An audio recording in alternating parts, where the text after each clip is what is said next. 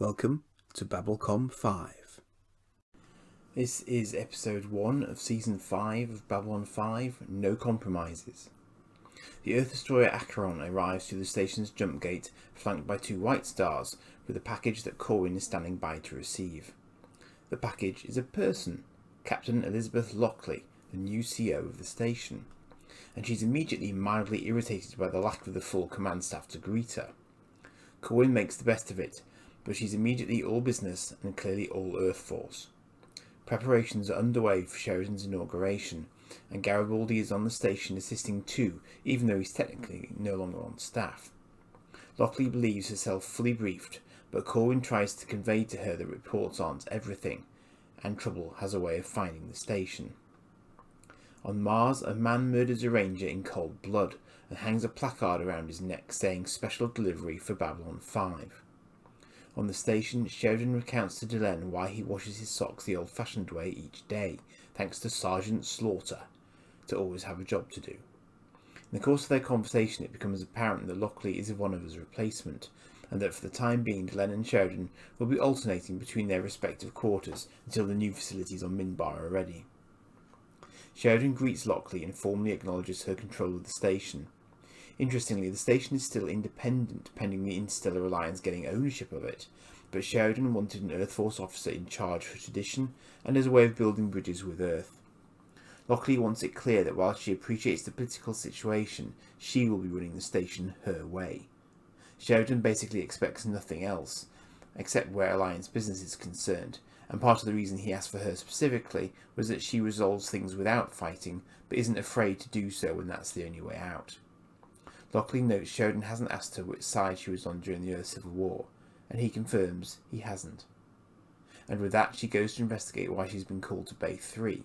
An unknown long-haired individual seems interested in her as she leaves. Elsewhere, Garibaldi is nagging Zack about how to keep the rotunda secure for the inauguration. Zack sort of appreciates the help, but is clearly pretty competent on his own. Narns are still on security.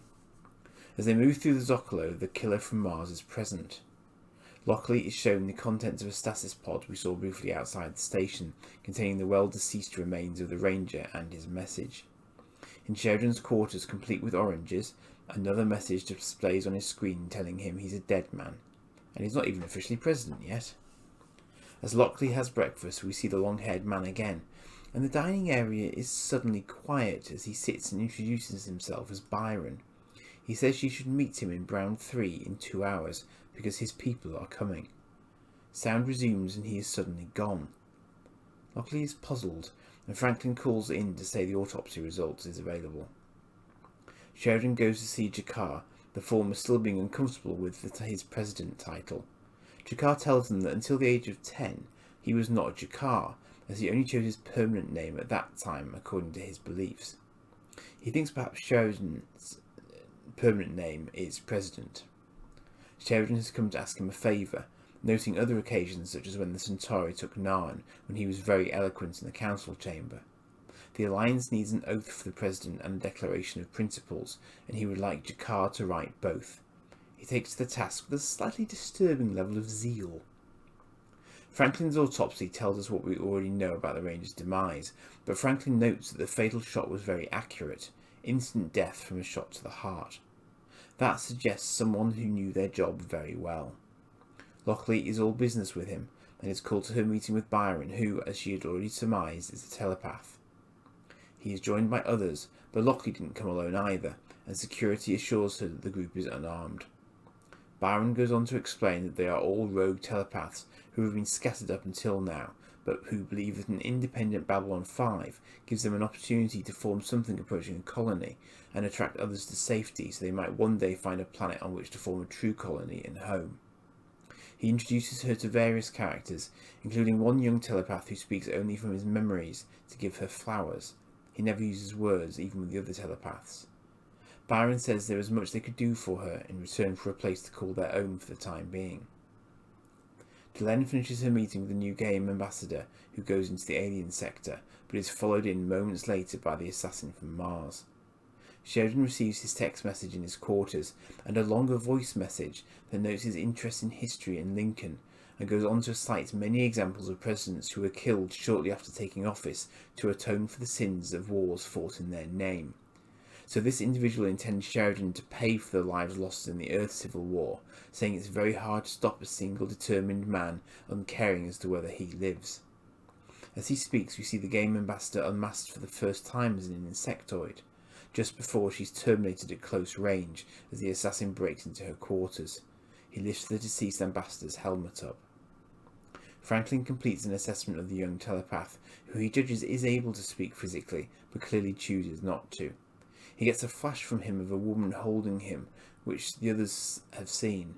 They know only that he has feelings of guilt towards her, and that he went through many traumas in his time as a tunnel rat on Mars. Franklin says he can provide treatment to fix his borderline malnutrition before he is called to an urgent meeting.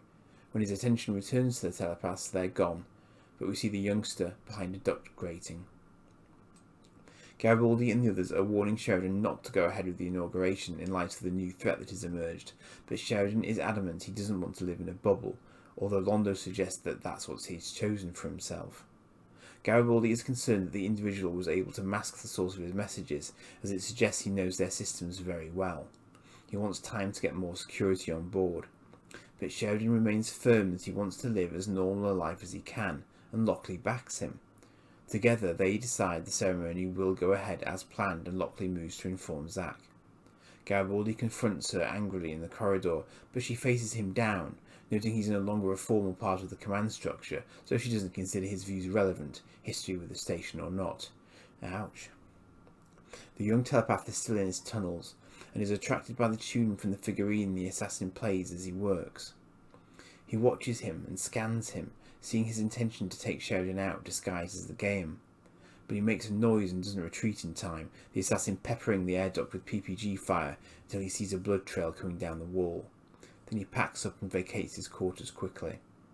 However, the telepath did survive the barrage and keeps moving. The reception has begun, and despite an obvious security presence, it's not as heavy or as thorough as Garibaldi would have liked. Speaking of whom, he's using the voicemail as a means to try and ID a suspect, but nothing is turning up on criminal files.